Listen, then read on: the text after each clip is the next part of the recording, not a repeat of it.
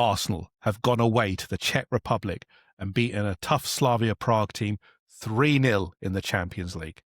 We're going to look back at the game and all of the talking points, including Max Daumann making the Champions League record aged just 15 years old. We're then going to look ahead to a big weekend of Premier League football as we head up to the northeast to Sunderland and the Stadium of Light at 5:30 on a Saturday. What are we going to have to do to get through this one against a tough Sunderland team who have surprised many by being so tough to beat and getting some surprising results? The predictor game is then back as myself and Joe look back on our previous results and try to take our stab at the results for this weekend. Lots to cover on episode 27 of Red Lines and Half Spaces.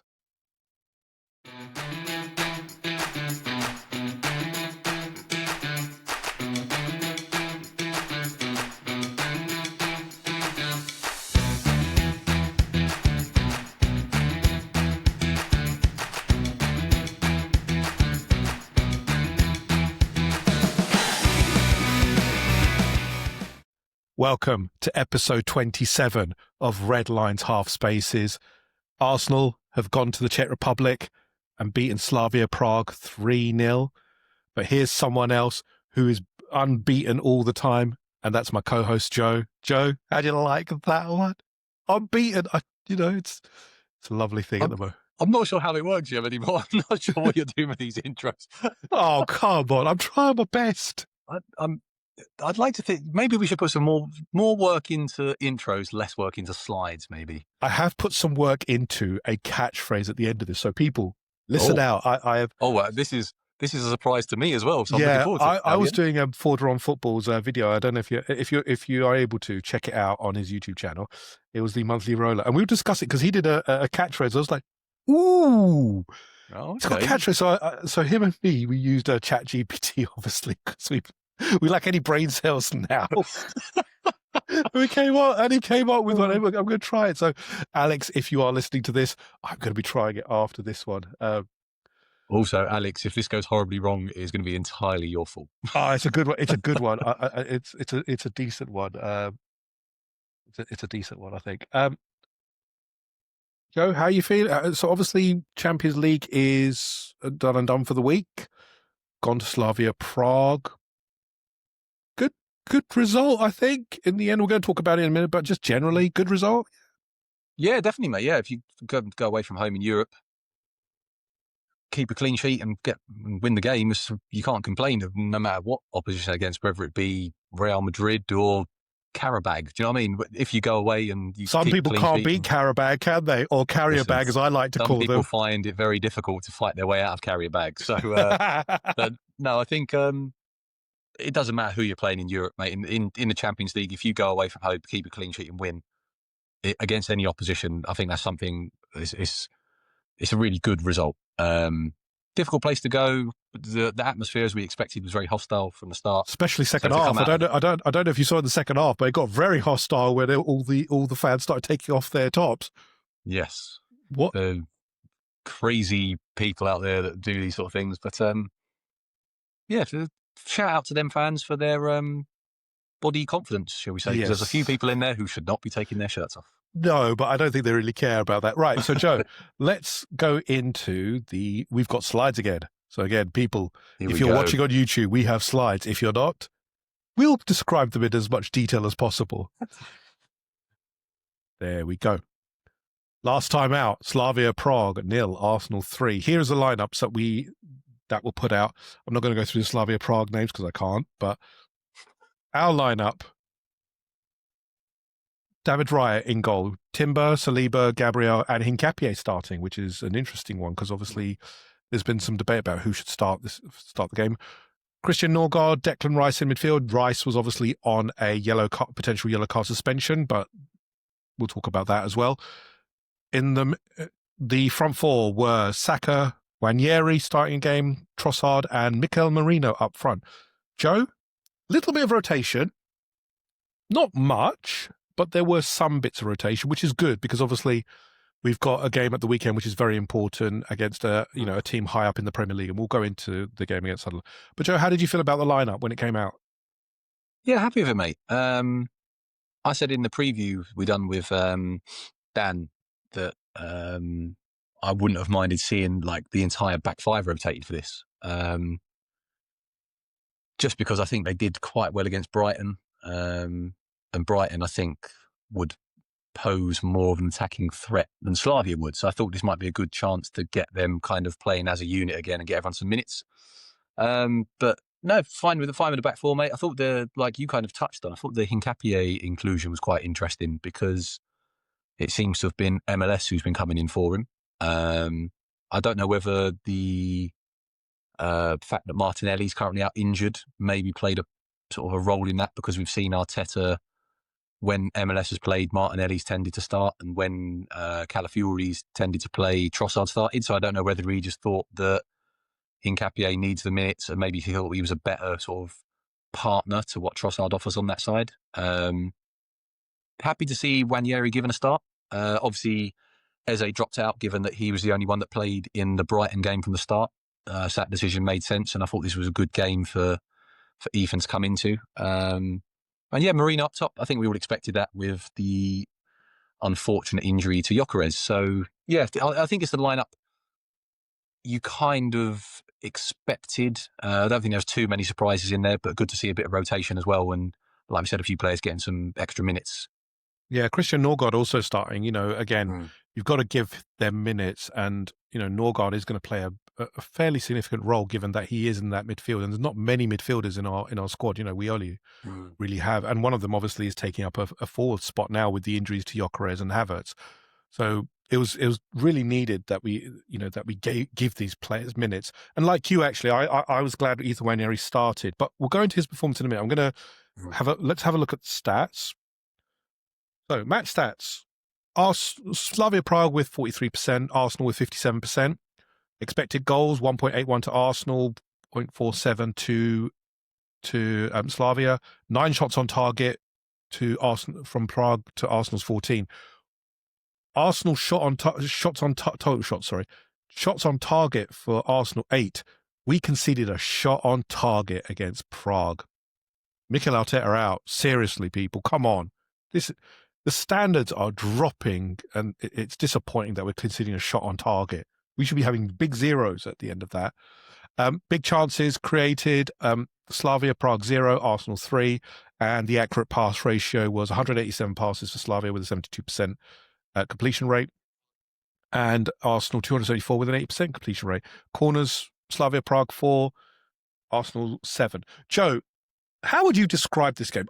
When I watched this game, I thought Prague they didn't cause us necessarily problems towards the goal, because if you look at the stats, they tell that story. We didn't. They got 1 shot on target, but they were awkward, weren't they? Because physically, they dominated in certain areas, which you would expect given the height and the strength advantage some of these players had over some of us.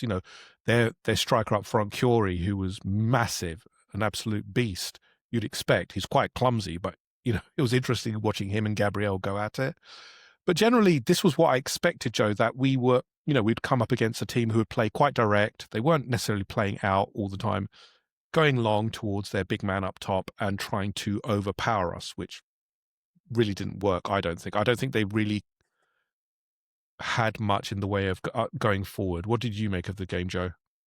No, I agree, mate. I think we sort of understandably, I think it took a little bit of time for us to settle down. I know Gabriel had that sort of volleyed effort very early on in the game, but at the start of the game, sort of first 15 minutes or so roughly, I think Slavia had a lot of the ball without really causing us too many issues, but they probably had more of the ball than we would have wanted. They obviously were playing in a very certain type of way.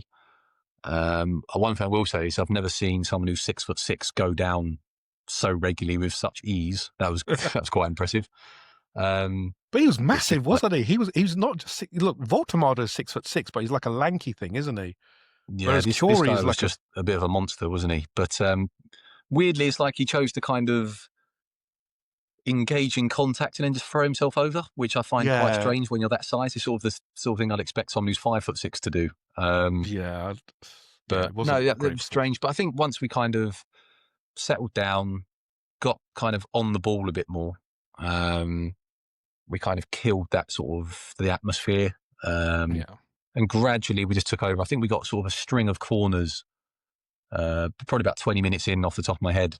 And that is where the game kind of seemed to swing, and that's where the pressure really started to build. And from there, I think we were fairly comfortable without being troubled. But I think the stats you just read, the pass stats for me are very interesting because I think it shows what type of game we played. I think in some games you've seen Arsenal with double the number of passes there. So for us to have 274, I think that's quite low compared to what we have seen. But then I think you have to praise Slavia for the way they pressed us, in fairness. There was a lot there was a lot of sort of man-to-man marking from them. There's a lot of times David Raya had to go long. So in fairness to them, in that respect, they did quite well, I think. Sort of took us out of our normal game. But again, what this team and what this squad showed is that it doesn't matter what type of game you want to play against us, we can match you up. And whether you want to play a long physical game, whether you want to play sort of the tiki-taka football, whatever it is, we can match you and we can give as good as we get in any of those scenarios. So it was good to see that Arsenal could sort of do that. Obviously, I know Prague aren't the best opposition, but it was good to see that we could obviously play in that way and still come out on top. Yeah, because Joe, I mean, the fact is we're not going to get onto perfect surfaces all the time, and we're not going to have teams who play expansive football against us.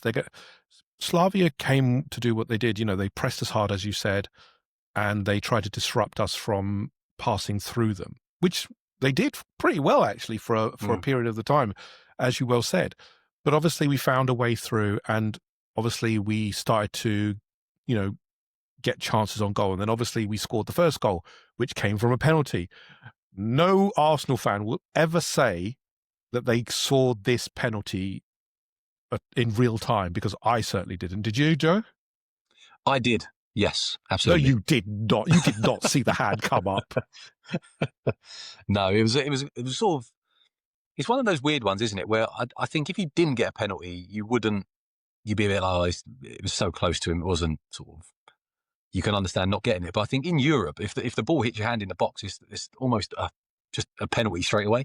So as soon as we saw that replay, I think everyone kind of thought, yeah, that's a penalty, because in Europe, that's how they kind of officiate the game. But his hand was a bit unnatural. It was kind of like this, like a teapot almost. It was like he jumped up and it was like that, wasn't it? It's a weird one. I understand, obviously, when you jump, your arms come up, but it was sort of a bit high. And yeah, I mean, we're not going to complain, are we? It's not often we get sort of cheap penalties, if you like. So for us to get a bit of one that's maybe seen as 60-40 in our favour, could be not, then yeah, we'll take it every day of the week. And then Bukayo Saka obviously stroked it home, 1-0 to the Arsenal, and that started to open them up, because obviously then Slavia Prague had to come out more. There was more urgency towards them, and we started to find space, obviously, and create more chances. Yeah. But the second goal didn't come. Sorry, just a question for you, Yem, seeing as you like to ask all the questions on the thing. Once we went 1-0, did you, the way this team is playing, did you think, right, that's game over? Yeah, I thought it was game over pretty much, because the way we play, we suffocate teams, and we suffocate them to a degree where they lose almost the will to attack. You kind of bore them to death, which I don't really care about. You outpass them, you outmove them, and you start creating chances. And when they break, they have nothing, because obviously you're so high up and you're getting chances. And that's what happened with Slavia Prague, actually, wasn't it, Joe? They got frustrated. They had some decent movements, and they obviously tried to get into their big man, but really they were struggling against the tactical, how tactical we were, how well we defended. We definitely played for some of the fouls. They were trying to be very physical, pushes in the back, little nudges here and there. But Arsenal are very streetwise now, aren't they, Joe? They know how to play this game. They don't fall over easily. They know when to fall over and get a foul. All of these kind of things. It's very clever football now. Quite interesting about this, Yem, is I think a few years ago when we first went back into the Champions League, I think we really struggled with this element. I think we was, obviously through a lack of experience, because a lot of these players hadn't played Champions League football. I think we were playing in the Champions League the same way we played in the Premier League. And you can't play the same way, obviously, because the referees give a lot more, there's a lot less sort of physical contact in Europe. And I feel like well, I've seen in other games here, but the Slavia one in particular, I think you saw a real intelligence from Arsenal and a know-how of how to get through these European games. Because I think in that first year back when we sort of was in the Champions League, I think you would have seen us struggle with a certain aspect of the kind of the way that Slavia are playing the game. So it's really good to see that kind of that know-how and nous, if you like, that now we're able to almost change the way we play depending on whether it's Europe or in the Premier League. So that's another big positive for me. And that's one of the things we said about is obviously you have to learn how to play in these kind of competitions. Playing in the Champions League is a completely different. It's like playing in a different league completely, isn't it? Because the referees are obviously from the continent. We know sort of the physicality of England. You sort of expect and get away with a bit more. In Europe, you don't have that. So it was really good to see that kind of that growth in terms of our knowledge of playing in these types of games really coming on. Yeah, I agree, Joe. I think we had a certain naivety when we came back into the Champions League, but we quickly adapted. And obviously, year on year, I think we've gotten better and better at kind of managing these games. And then obviously, we started to introduce more rotation to be better in these kind of games. Joe, the second goal came from the wonder striker that we have in, nicknamed R9, obviously, but it's Miko Marino. Nice movement, actually. Really, very much towing the line between being offside, but great cross by Trossard and Marino coming in between two defenders, slotting it home very nicely. Yeah, we said in the preview, mate, about Trossard and his G's and A's and numbers that he's putting up, and he's got another assist. He's doing really well, mate, at the moment. Trossard, he's almost like our modern day Freddie, if you like, Freddie Lundberg. He'd never done anything outstanding. He was never sort of the quickest. He wasn't the tidiest on the ball. But when he got in, he had that run, didn't he, in the Premier League winning season, when he was just numbers, man. You just knew he was going to do something. And Trossard's kind of got that same feel about him at the moment. For all these sort of the criticism that we've given him here, for all the things that people don't like about him, his style of playing, whatever you say about him, you can't question the numbers that he's put up. And what did he cost us? 25 million-ish? 30 million, I think 30 million from Brighton when we signed it. 25, 30, whatever it was. I mean, if you look at his output for the amount of money we paid for him, it's been unbelievable, mate, really. It was another lovely ball from him, and it was a great finish, Marino. I've got some questions personally over the Slavia defenders. I'm not entirely sure what the two centre-halves are doing, because Marino was the only player there, but neither of them chose to mark it. He's not exactly hard to miss it. He's not hard to miss, is he? It's not like he's like a wily striker, is he? It wasn't like he sort of had some fantastic movement to get free in the box. He just he done well to stay onside, don't get me wrong, but he just kind of trotted in. The defenders went nowhere near him, and in fairness to him, he finished it really well. It was a nice finish from him. And I'm glad that he got on the score sheet a couple of times with the Sunderland game coming up, because that's going to be very difficult. So it's good to see him get a bit of confidence in that position going into the game at the weekend. Yeah, so the second goal, obviously, lovely little floated ball up from Declan Rice, and Miko Marino taking a chance on a particularly scrappy goal. The goalkeeper completely fluffed it. The defenders kind of fluffed it, but Miko Marino was there to just nudge a header into the goal, isn't it, Joe? It's pure optimism, and Miko Marino again, not a striker by trade, but really important positioning to get that goal. Yeah, you put yourself in areas, don't you, as a centre forward, and you hope things drop for you and whatnot.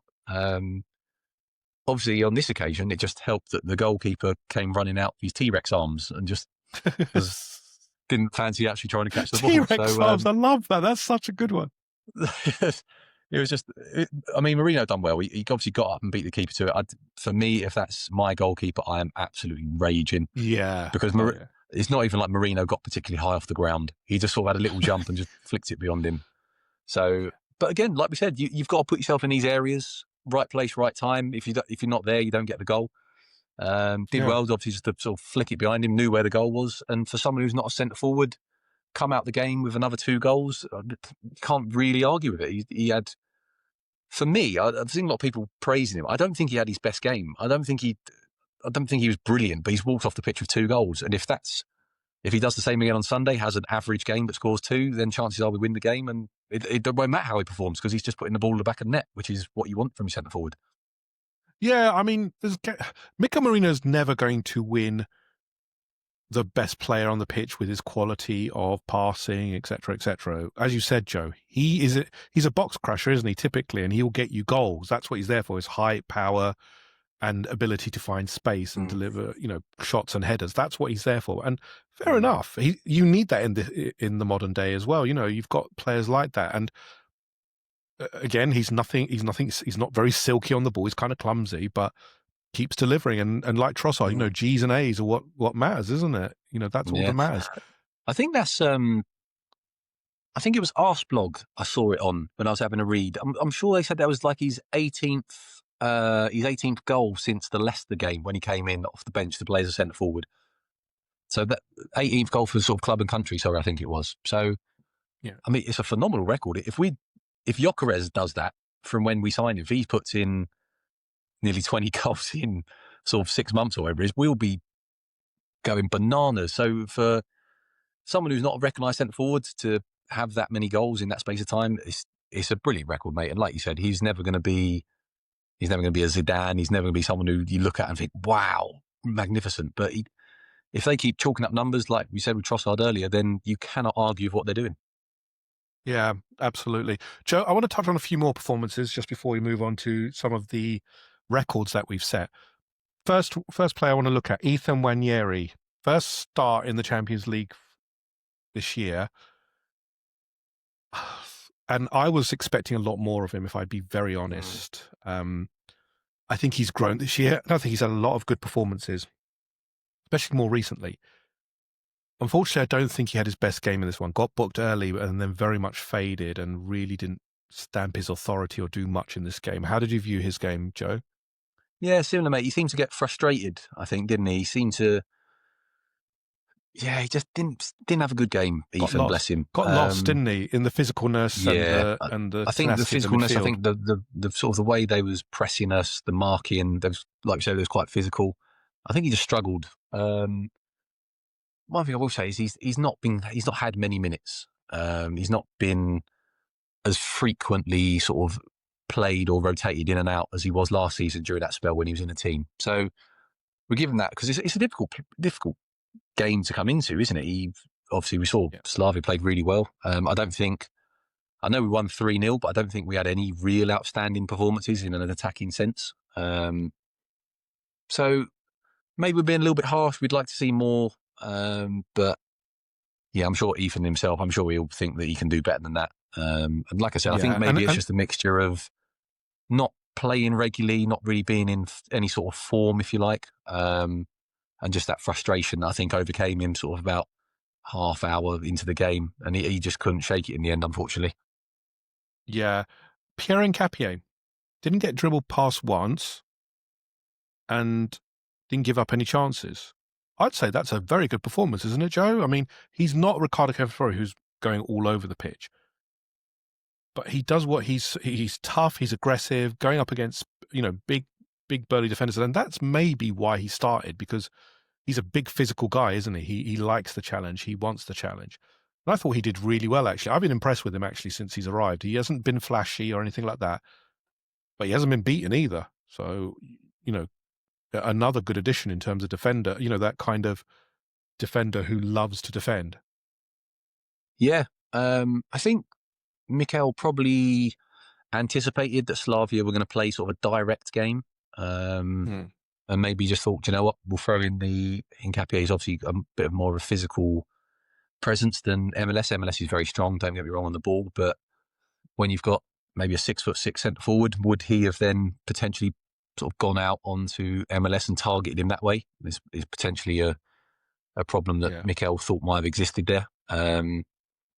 Also interestingly, that kind of ties into this. I think you saw sort of Saliba stepping into midfield a lot more than we've seen previously. So I'm not sure if that was something that was thought of before the game, and that's why Nkapie was included, because obviously he can maybe sort of take up a more kind of central position and take that into a back three when Saliba was obviously stepping forward to beat the press. But no, it was just interesting, mate. I don't think we've seen that from Arsenal before, with Saliba kind of moving into that sort of position.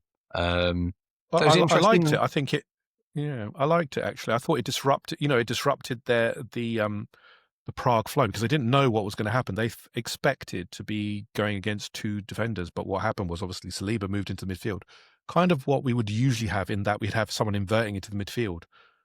But I thought it worked really well actually, and I thought it gave us more of a base to go and attack Slavia Prague.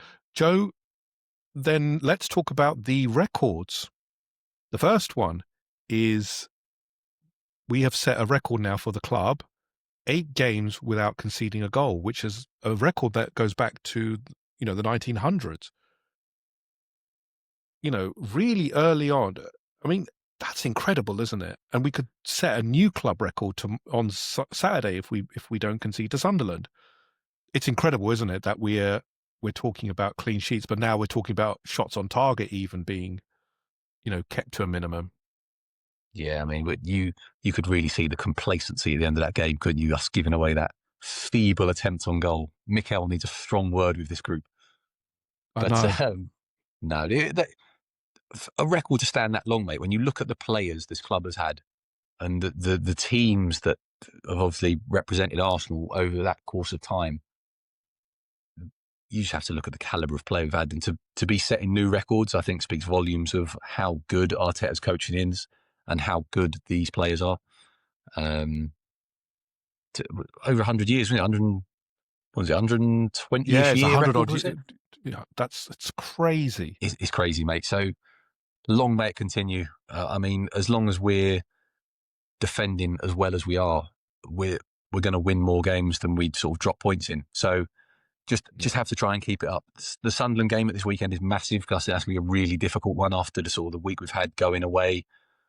But given the defenders we've got and the whole team ethic when it comes to defending, you can't help but feel confident with this team. I mean, we had the pleasure of seeing the team in the Banter era when even if Arsenal were ahead by 3 goals, you never ruled out a draw or even a loss in that position because you just knew that we were capable of mind-numbing, brainless decisions where you'd see these players do crazy things and just start doing stupidness, and it's just so nice. Like we touched on earlier when we said we went 1-0 up and we knew that was game over. I can't tell you the last time if I've ever experienced that as an Arsenal fan. And again, you just have to credit how good we are defensively as a team and as individuals. And that's why we've got the record we have. And like we said, if we can keep it going, then come the end of the season, we could be sipping some of the finest champagne that money can buy. Could be. Joe, the other record that was broken was obviously the youngest player to ever play in the Champions League.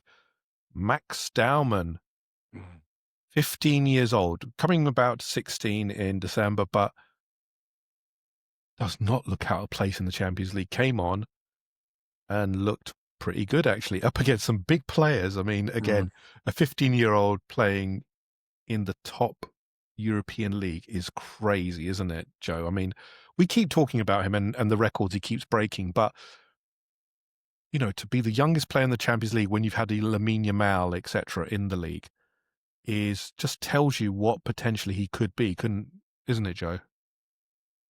Yeah, he came on, sort of looked really positive again, as he always does, looking to take people on, getting kicked up in the air and just sort of getting straight back up again, not making too much of a fuss of it, which I think is important at that kind of age, just to kind of get on with things. And shout out Harriman Anous as well. He made his Champions League debut. He looked good, another actually. Young player. Another one who came on, worked really hard for us. Sorry, mate, go on. I thought he looked better than the Brighton game. I thought he looked better than the Brighton game, actually. I think he looked more assured. I don't know if it's the quality of opposition, but I thought he wasn't as scared. In the first stage of debut and you've just been told about it and you don't know about it. But he looked more assured. He was stronger. He was more nice layoffs, etc. I thought, well done. Yeah, but I mean, it's fantastic, isn't it, that all these young players from Hale End are all coming all being integrated into the 11. And don't get me wrong, I don't think we've seen it for quite a while in terms of sort of pre-Arteta, these kind of young players coming through. But I think the team's playing so well that we've got a really solid spine, and you can now bring in these young players and you're bringing on a Max Dowman, and he looks next to him, and he's got Timber behind him, or Ben White coming on. He looks inside. He's got Declan Rice there. He's got Norgard, all this experience around him. Harriman Anous, he can look to the side. He knows he's got Trossard there. He's got Saka there. He's got sort of Dowman, who's come on and sort of, we're both doing this together. Looks on the bench. You've got Ethan there. You've got MLS. It's just such a good feel-good factor for all these young boys who are coming in. And what it'll promote, mate, is just more young talent to see, okay, there's a pathway for us.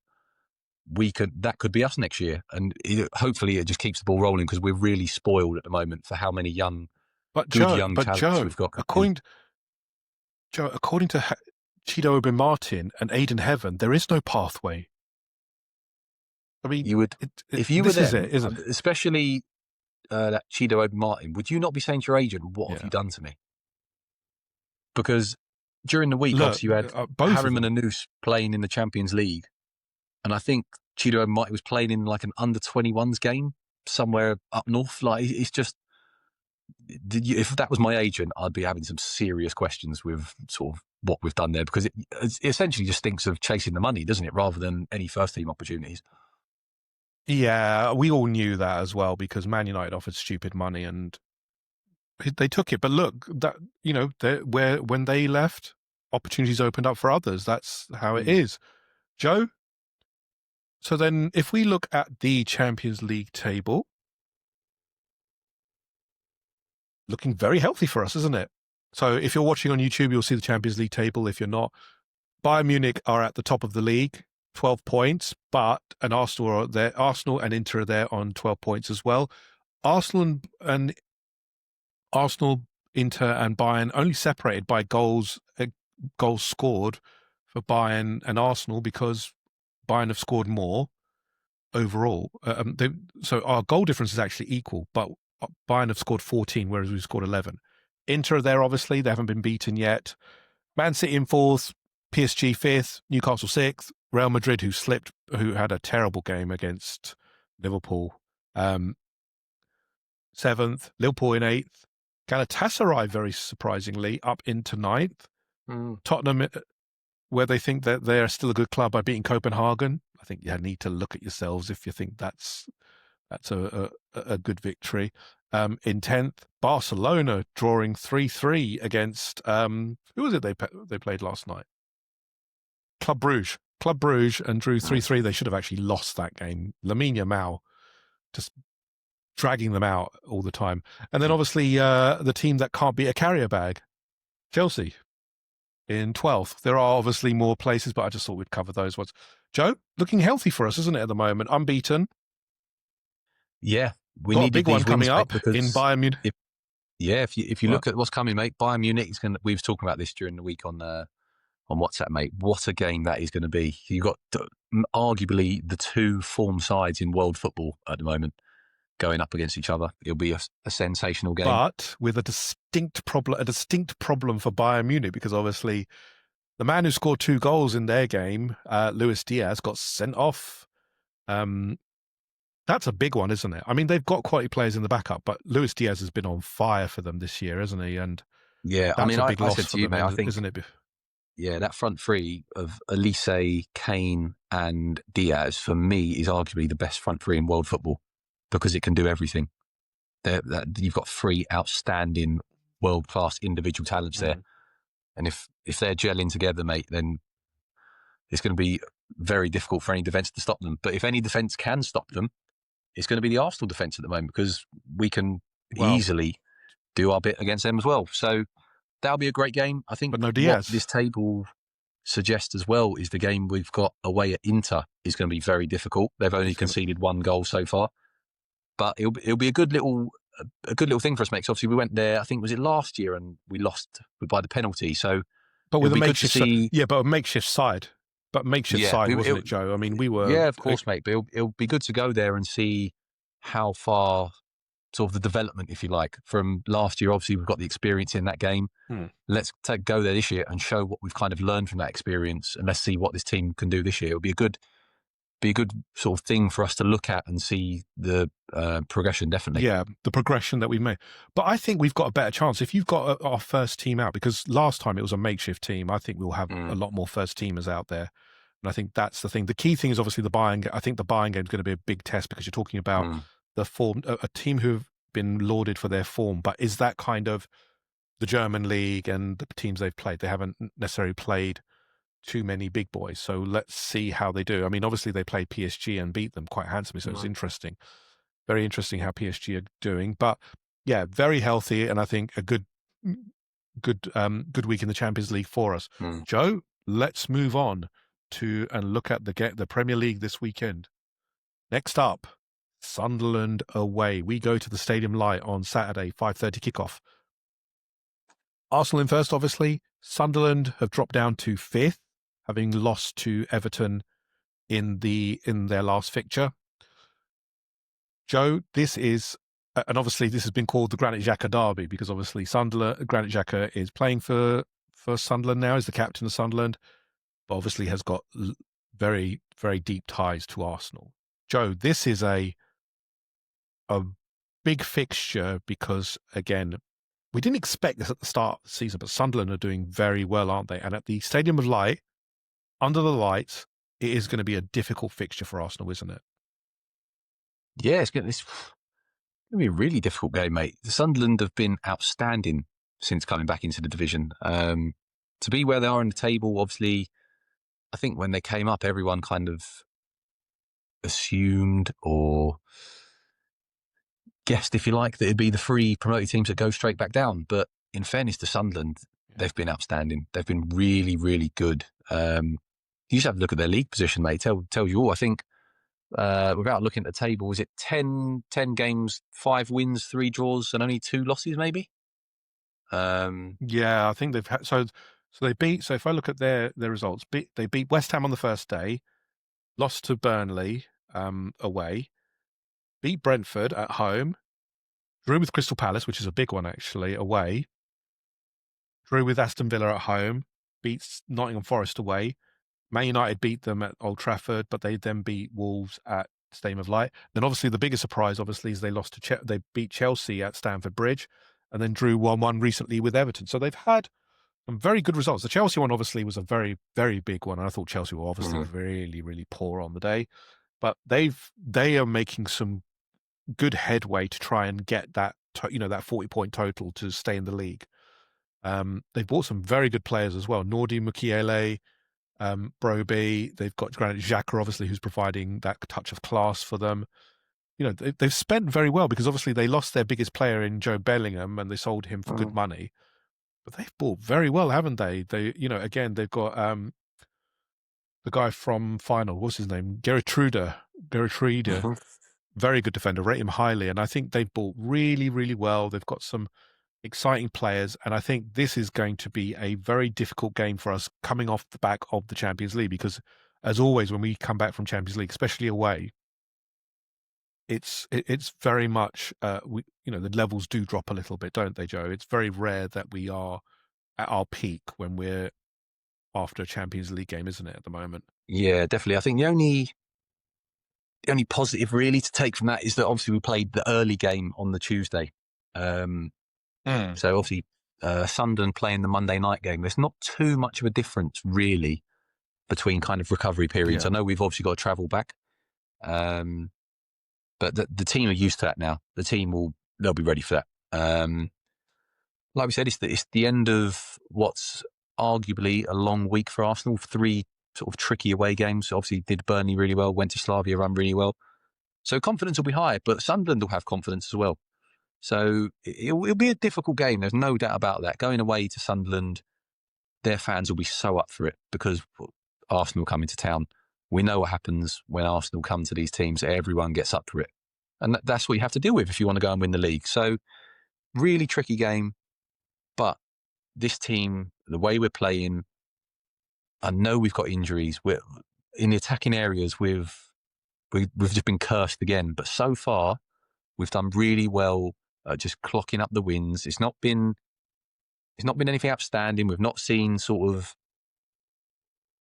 Brazil prime football. We're not the Harlem Globetrotters, but we just keep racking up the wins. And if we can just go and get another boring 1-0 win away at Sunderland and go into the international break with that win, with obviously City playing Liverpool at the weekend and a lot of other sort of clubs playing teams in and around them, what a position we could be in when we come back. Because I think we was discussing this, and I'm sure after the international break, potentially you're looking at Madueke's back.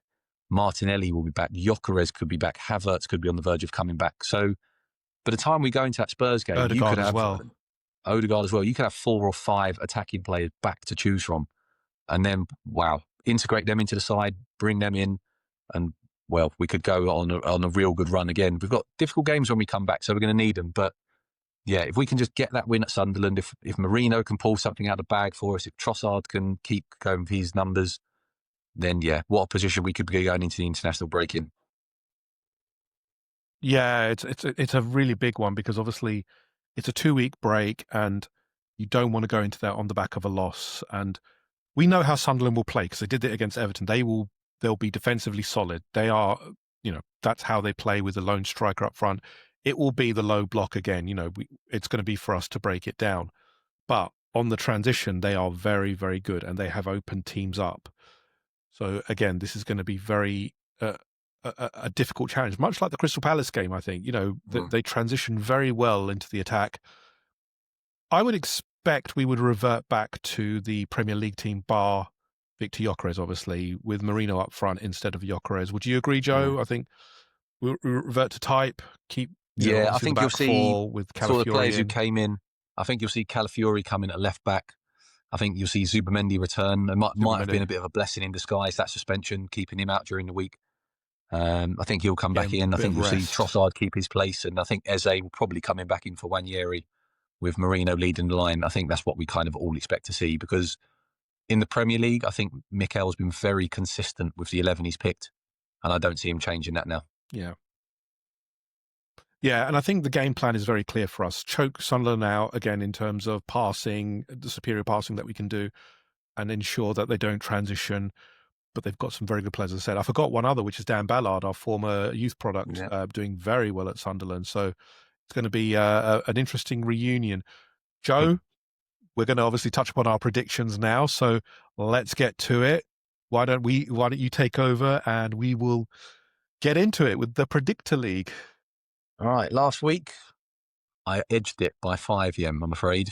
We had you called correct sort of outcomes in the Palace Brentford game, Burnley Arsenal, obviously, Brighton, Leeds, Fulham Wolves. But it's the Sunday games that kind of ruined us because we was begging for another hate watch and we didn't get it. Unfortunately, they all went the opposite way. No. Bournemouth couldn't do anything. Bournemouth literally did nothing, did they? I was really disappointed in Bournemouth. They kind of played into just City's hands in the end, which was quite disappointing, I thought. I basically edged it by getting the Burnley Arsenal correct score and Fulham Wolves correct score. That's where the majority of my points came from. I would have got the correct Burnley score if I'd stuck to my original guns, and I didn't. No, we've learned a valuable lesson, Yem. Trust your gut. But we're back. 2-1s all the way. 2-1s all the way. We're back and we're going again. So for the first game, it will be Tottenham versus Manchester United. Tottenham are at home. Which means Tottenham will lose because Tottenham do lose at home. They always lose at home at the moment. Hair Watch is not on because obviously the counter reset last time, so no need to look at that one. I think Man United will actually win this because I think Tottenham are pretty dross, actually. I think the Copenhagen game masked their problems. They struggle to create, they're struggling to attack. Against Chelsea, they look awful, and that was at home as well. I think Man United will win this 2-1. I think it was. There it is. I think Man United are not great, but I think they'll do enough. Yeah, return of the 2-1. I like it. I'm going to say, I think what could favour United in this one is obviously they've had the week off where Spurs have played in the week. I know it was at home. I know there's. It's a difficult one. There's going to be a lot of difficult ones to predict this weekend, I think, because the games that could go either way. Yeah. Oh, what do we think? Tottenham United. I think I'm going to go for a draw. I'm going to I'm going to go for a 2-2 because I don't think either defence is great. Okay. I think both will concede goals. So I'll go 2-2, but Okay. I think a lot of the scores this weekend, mate, could be flips of a coin, to be honest. Like this Fair one, for enough. example, Everton at home to Fulham. I think Fulham are pretty poor, actually. They're sliding down the table a little bit worryingly. If you look at it, they're 15th. They haven't won many either. And Everton do well at their ground, I've noticed. I mean, Everton are 14th. It's not much better, but they do better at the Hill Dickinson Stadium. So I'm actually going to go with an Everton 1-0 win. Yeah, I like that. I was thinking the same. I'm going to go for your favourite score, Yem, and I'm going to go an Everton 2-1.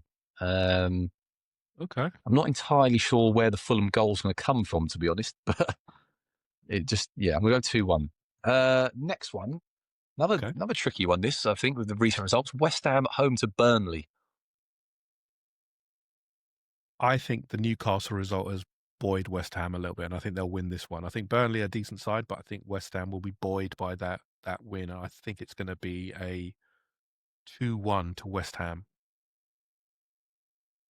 Yeah, I think if Burnley were at home, I'd fancy Burnley win this, but I think because West Ham are at home, I think that'll give them the edge. So I'm going to go 2-0 West Ham. Can't see Burnley scoring away from home, to be honest. Even as bad as West Ham. Burnley, West Ham's defence is awful. West Ham's defence is awful. Yeah, but I just don't. I'm not sure. Maybe I'm doing Burnley a disservice, but I just can't think of who their attacking players would be who might get them a goal. Yeah. Next one, the big one. Late kickoff on the Saturday. Sunderland versus the Arsenal. I'm going to go with a 0-2 scoreline for the Arsenal to win by. I think the clean sheet record stays, and we set a new record. We will concede a shot on goal, though. That's the problem, which is terrible. Honestly, terrible. I like it, yeah. I'm going to go for a 1-0 to the Arsenal. I'm hoping again it's just going to be still nils. Still do. This is the thing, mate. I'm hoping we just go there, just put up the shot, just block everything out, set piece goal, just take the win, get out of there, and let's go into the international break with a bit of a buzz. Yeah. Next one, Chelsea at home to Wolves. Chelsea couldn't even beat a carrier bag, but Wolves are even worse than a carrier bag right now. They haven't got a manager. They can't even hire a manager. Their old manager said, "No, thanks very much. I don't fancy it now." So I don't blame him one bit for that either. No, it's a mess there. It's a mess there. If Eric Ten Hag comes back, that's going to be the funniest thing there, because it's like the worst and the worst put together. I think Chelsea will win this quite handsomely. I think it's going to be a 3-0 Chelsea. Yeah, that's exactly. I was going to say 3-0. So what I'm going to do, I'm going to go one better and go for a 4-0. Because I think the result in the week might be sort of a bit of a kick up the backside for Chelsea, possibly. I know there's quite a bit of rotation in that team, but Wolves they've not been good. And obviously they won't have that new manager bounce because they can't find a manager at the moment. So we'll wait and see what happens there. No manager bounce. It's a no manager bounce. The worst derby in football, I call this one, Palace against Brighton. I think Palace will win this one. Palace are playing tonight, aren't they? Are Palace playing tonight? I suppose it will be, yeah. Is it Conference League tonight? Is it Conference League tonight? Let me have a look. I'm pretty sure it is. I assume so. It's Thursday, isn't it? It is, yep. They are playing tonight. So I still think they have enough against Brighton. I think Brighton have flattered to deceive a little bit at times. I think Danny Welbeck will score, but I'm going to go with a 2-1 to Palace. 2-1 to Palace. I'm going to go for a 2-1 to Brighton, just because of the form Danny Welbeck's in at the moment. I think they're playing quite well, and obviously Palace playing tonight. I think there might be some tired legs, so I think Brighton might nick it. Next one is Aston Villa at home to Bournemouth. Another interesting game. It will be. Aston Villa were pretty poor against Liverpool. They just didn't do anything.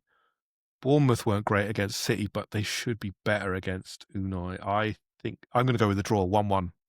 1-1. Nice. I think this could be a 2-1 win for Bournemouth. Ooh, Just the way Bournemouth play, okay. I feel like it could. Villa will be sort of encouraged to kind of go on to them because that's what Unai does. And I think Bournemouth could maybe have learnt Oh, a and they lesson play from tonight City as and well, pick don't them they? off. Villa play tonight. Mm, Yeah, Villa are playing tonight as well, aren't they? In a very yeah. contentious game tonight. Next one, we have another good game, Brentford against Newcastle. If this wasn't played in a Champions League, if this wasn't played after a Champions League, I'd say Newcastle will win this one. But because it's they've played Champions League, I think Brentford will win this. Actually, I think it's going to be a 3-2 to Brentford. Wow. Goals. I like it. Yes, it is. Goals. I think this could be a draw. So I'm going to go for a 1-1. I think Newcastle have been playing quite well, basically confident. Brentford, obviously at home, are quite a good side. So I think that could be a good game. Low scoring, but I think it could be a good game of football. Forest against Leeds. Sean Dyche at home. I think Nottingham Forest play tonight as well. I think Nottingham Forest still got enough. I think a 1-0 to Forest. 1-0 to Forest. Away from home, can Leeds go to Forest and get a result? I'm going to go for a 2-1 to Leeds. Ooh, interesting. Forest playing tonight. Forest the bottom of the form table at the moment. I don't think they've won in like 5 or 6. So I know Sean Dyche is there, but I don't know. They're not coping very well with this midweek and then weekend fixtures stuff. So we'll see how they get on. And probably the big game for the weekend, last one, Man City and Liverpool. Oh, my God. I want both of them to lose, and that's not possible, obviously. Am I going with what I actually think will happen or what I want to happen? The choice is yours, sir. It's going to be a draw. 2-2. 2-2. I'm going to go with 2-2. Yes. Liverpool finally actually do something for once in one of these games, and actually... I'm going to go for a Man City win because I think 2-2. Haaland is inevitable. So I'm going to say... Joe, I don't want to hear that. I'm going to go for your favourite scoreline, mate. I'm going to go for a 2-1 City just because I think... Oh, well, could it be a 3-2? I'm going to go 3-2. It's going to be high scoring, I think, because both teams can't defend. I'm going to go 3-2 City, and I think Haaland's going to get a couple in this one. I think he could prove to be the difference because he's on another stratosphere at the moment, that bloke. He's in unbelievable form, and that could be enough to just power them through in that one, I think. Yeah. But they are all locked in, yeah. The supercomputer has been supercomputed.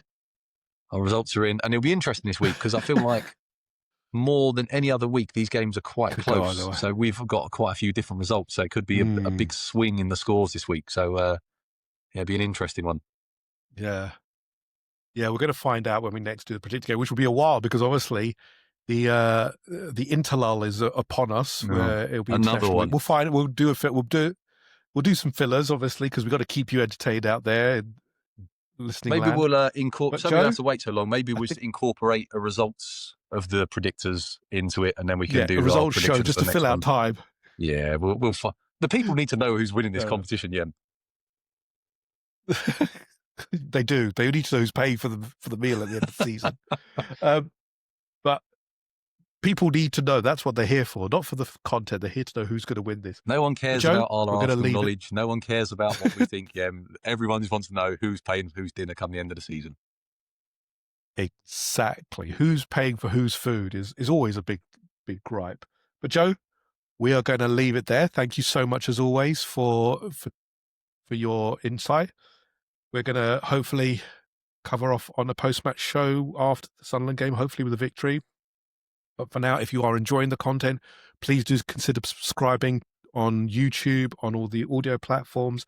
Check out our TikTok page as well. Please do. We're so grateful to everyone. Our numbers are going up and up and up, and it's all thanks to you listening. Please do keep listening. We do appreciate it. But for now, I'm going to try my new catchphrase now. It's bye for now and stay between the lines and always find the half spaces. Catch you later. Wow.